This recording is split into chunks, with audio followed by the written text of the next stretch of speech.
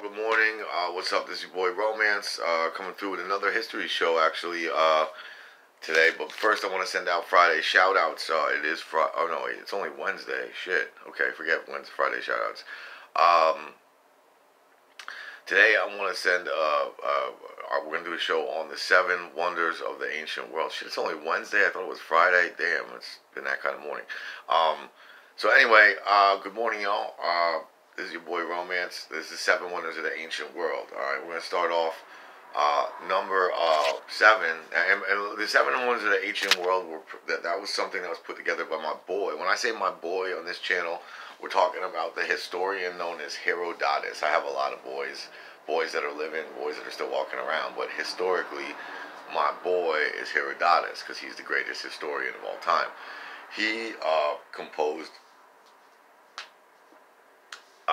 a list of what he thought was the 7 greatest wonders of the world while he was alive. Now, he lived in between 400 and 300 BC.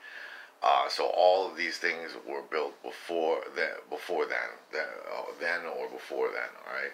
So number 7, and again, he's from the when ancient Greece was at its apex. That's kind of when he was alive, like when it was hitting its golden age. So number 7 is the statue of Zeus in Olympus. Okay, now really, everyone thinks that the statue of Athena in the Parthenon should be up there too. Well, the Parthenon's still standing. The statue of Athena is not there. It's gone.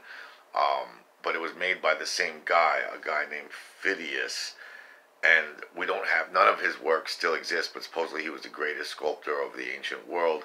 The only thing we have left of this guy is a mug that he wrote his name on the bottom of. That's crazy.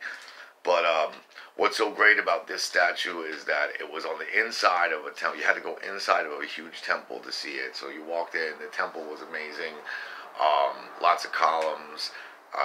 We don't know exactly what it looked like inside there, but we do know that there was a big, huge statue that just of Zeus sitting on a throne, and it was somehow Phidias took ivory and molded it and made his skin out of ivory, like his feet and his face and his arms and everything and his fingers. We don't know how big the statue was. It probably wasn't that huge, colossal, but it was magnificent because the skin was ivory. There was gold all over it, like on the face. There was his eyes were jewels, his teeth were pearl. Everything about it was ritzy titsy. Now that stood for 5 more centuries, and then it was built in 391. I'm sorry, it was built in right around between 500 and 400 BC. As a way to honor, it was after one of the Olympics. It was honored because the Olympics were held in Olympus every year. That's where the name Olympics comes from. And the Roman Emperor Caligula, 5 centuries later, wanted to dismantle the statue, take it down, and bring it to Rome. And when he tried to do this, the statue started falling apart, and it started almost like making noises. And everyone said, legend has it was laughing at the people that were taking it apart.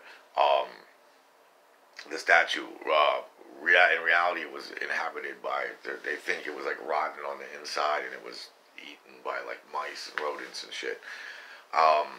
But then in the year 391 AD, the Emperor Theodosius he was a Roman emperor, but he ruled from Byzantium. He put an end to the Zeus worship, because after that point, the empire became Christian, so Zeus got taken down. Although it's said that his likeness, a lot of Byzantine artists used his likeness later on to depict Jesus's face. So anyway, that's the Temple of Zeus.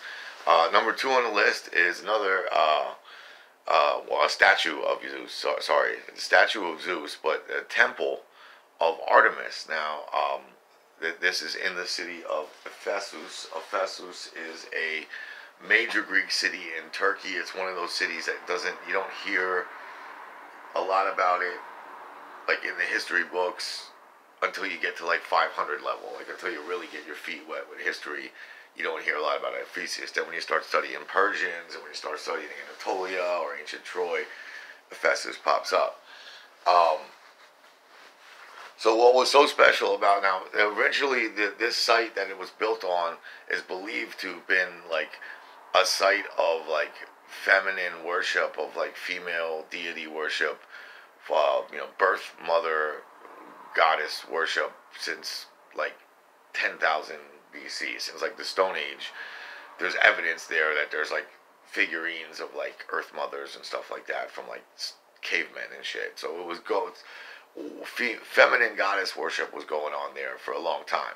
It's believed that where the site is at in Ephesus, and Ephesus, the city itself, is where a very brutal, vicious tribe of women, warlike tribe of women from southern Russia called the Amazons came from, and they moved from Russia to there, and Greece.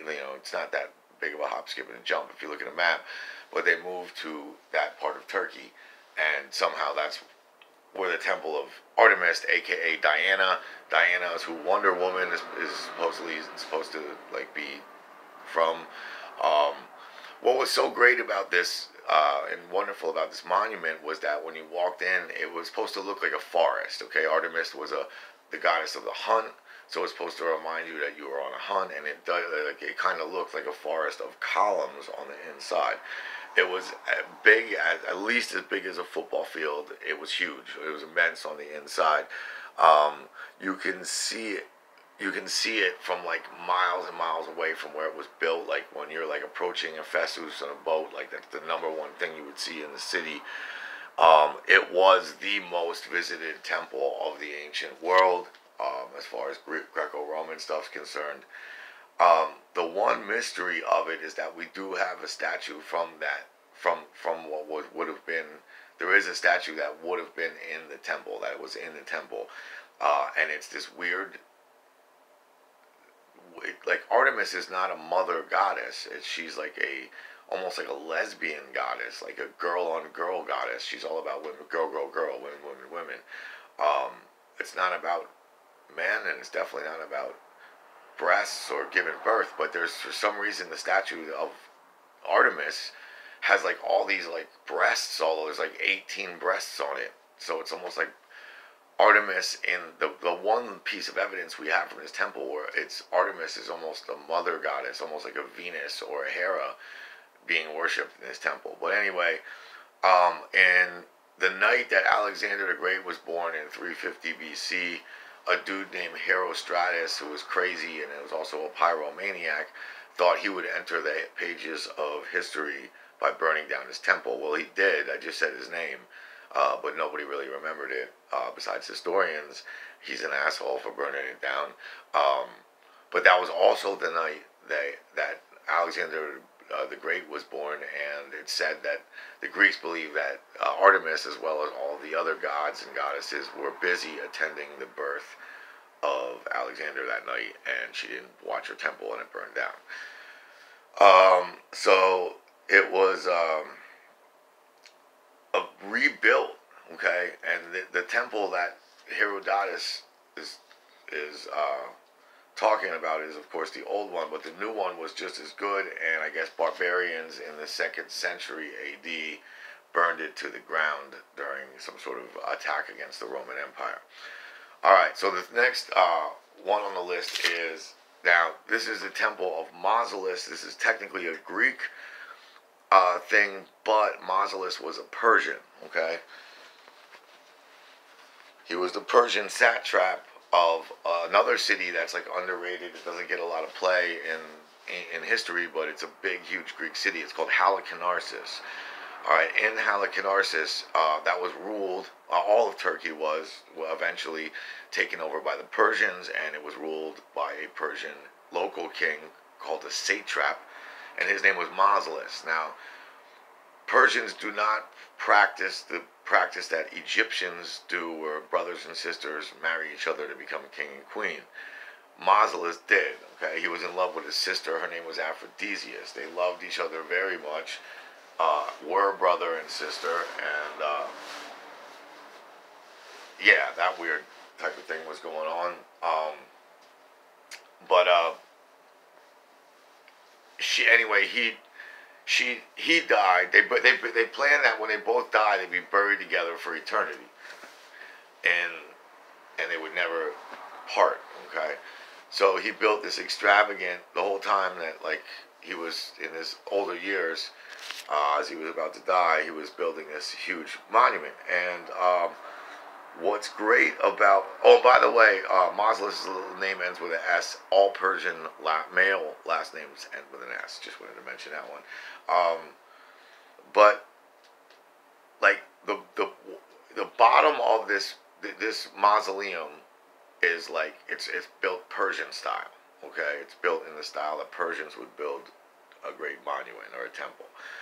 The middle of it is built like with Greek columns. It looks like something Greeks would have made. And then on top of it, there's an impressive, huge pyramid on top of it. It's not as big as the pyramids, but it is a big pyramid. Um,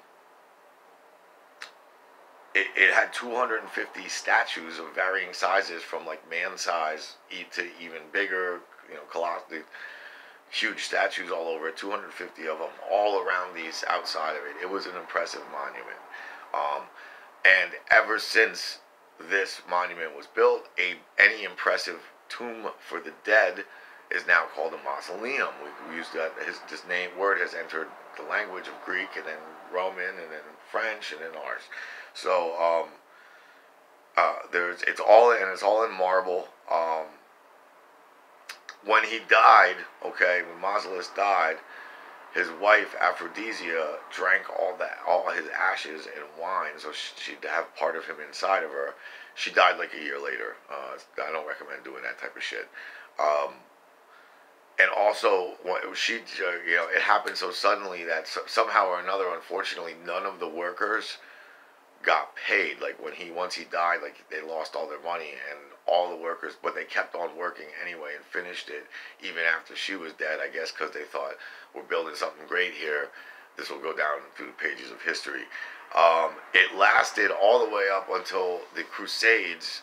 This monument, it lasted until the 1200s, when the Knights Hospitallers were in that city defending it again, or attacking the infidels, the Muslims, and they had to use the mausoleums like marble and all its stones to build a fortress.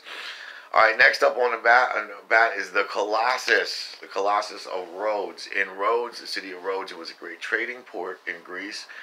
And it needed kind of a nice big lighthouse. Well, lighthouses were very big in the old world, because it not only it helped out your economy, like it guided ships in, it made you a busy port. It also was a sense of pride, and some skyline to look at. So in Rhodes, they built a Colossus. They were big Helios worshippers. Helios was the god of the sun, the god who drove the sun across the sky in a chariot. And they made a statue that was about 110 feet tall out of bronze. Just the fact alone that it was made out of bronze is very impressive. Its base was apparently made out of stone. Now, there's a lot of things twisted about this over the years. Shakespeare seemed to describe it as like straddling, like one leg is on, like you have to go under its legs to get into the harbor, the way that it is in Bravos on Game of Thrones. That's physical. That's like engineering impossibility. Like you can't support all of the weight of that statue on what's the tiny little leg. Like it just doesn't work out that shape. You kind of have to build it in a big, like the way the Statue of Liberty is one big cone with just an arm sticking up. You can do shit like that. So that's probably more like what the statue was, like a big cone. It only stood for 63 years. It fell, I believe, in the 370s BC as an earthquake, but they let the statue stay there in Rhodes, and travelers still came to see it. It was still an impressive monument even long after it fell.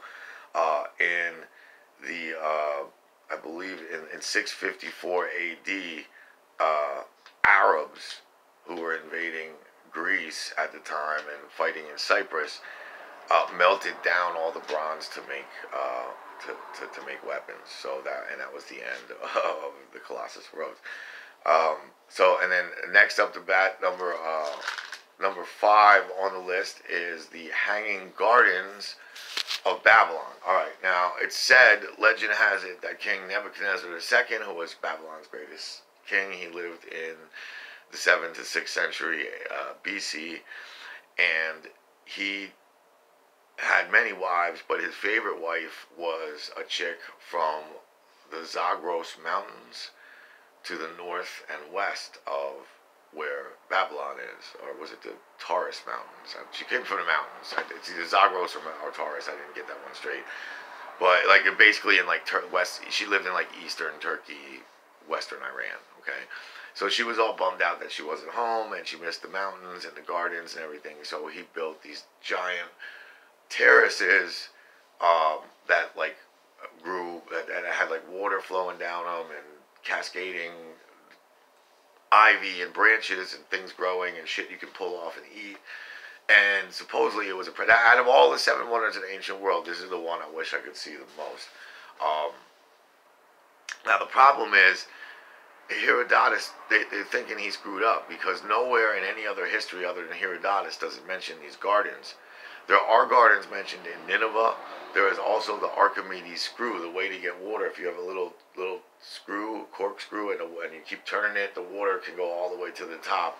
As long as you have some animal or human being to keep churning the water, the water goes up. Well, with an Archimedes screw, the water goes upwards, and it can go to the top and come back down. It is possible, but all this was used in the city of Nineveh, not Babylon. So we don't have any evidence whatsoever of hanging gardens in Babylon, and there's no other mention of it in Babylon except by the one historian who gave us the 7 ancient wonders of the world. Everyone else says there was hanging gardens in Nineveh. So we don't know where they existed, but anyway, that is, supposedly the deal with the hanging gardens.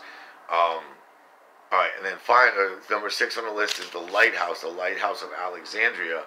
It's also called the lighthouse of Pharos. Pharos is the name of the little island that it sits upon in the front of the harbor at Alexandria. Alexandria was the first city of 1 million. It was a city started by Alexander. I mentioned that on my show yesterday. Alexander the Great started that city, and it blossomed by the time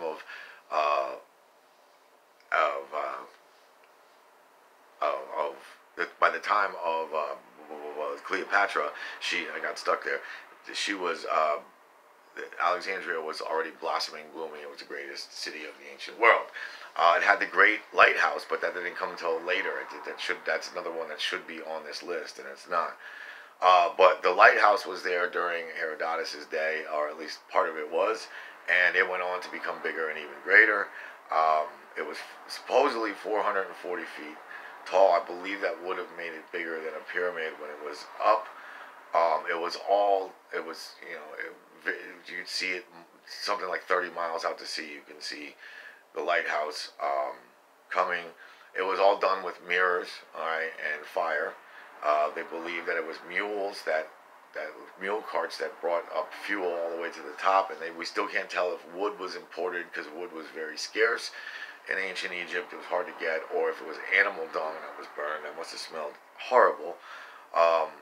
But anyway, the lighthouse of Alexandria that lasted up until the 4th century AD, when an earthquake knocked it into the harbor of Alexandria. There is still pieces of it laying at the bottom. They have rediscovered in the modern times, in the last like 20 years or so, more pieces and fragments of what is that monument. It is laying at the bottom of the harbor in Alexandria. And a lot of it has been used to make a fortress nearby for the Arabs. They took over Egypt. Arabs and Christians pretty much ended the ancient world. The whole one God thing was the end of the ancient world. All right, and then finally, the 7th wonder of the world, and to me the most impressive, it is, of course, the pyramids of Giza, the Great Pyramid. To me, the fact there's 3 of them alone, it's impressive as it is. The pyramids are way older than all of them. The pyramids are still standing. The pyramids are so old. They're old, man. They were built in 2000, something like 2675 to 2655 the 2600 BC, for like 100 years, there was this magnificent pyramid building. And when the pyramids were built, I mean, they were aligned to the cardinal points. They're perfectly precise. You can't slip a piece of paper in between the rocks. There's over 1 million rocks that weigh over a ton. Like, it goes on and on. Like, this is just, it blows away the competition. It's the most impressive, to me, the most impressive monument man ever made. A lot of people say it's the Great Wall. I'm a big pyramids guy just because, I mean, when it was done too, it was finished in limestone, and there was marble on the outside. It was painted. It was, and the Sphinx was right there, and that's all painted. That would have been all painted and done up beautifully. It must have been a wonder to behold. It's the only one that's still standing that you can go see today, and it's proof in the pudding that probably all of these did stand. If he was, like, why would he not lie about the pyramids but lie about the other shit? Like, there's plenty of proof that it all existed.